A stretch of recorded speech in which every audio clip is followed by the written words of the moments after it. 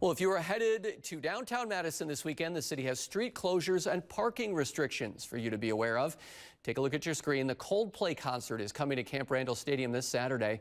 The street closures are to help pedestrian safety and event coordination. Some of the main streets to avoid: part of North Randall Avenue is still closed for utility construction. Part of Monroe Street will close from Saturday morning until Sunday morning, and part of Regent Street will be closed from 11 p.m. to midnight Saturdays. So plan some extra travel time if you're headed to these areas.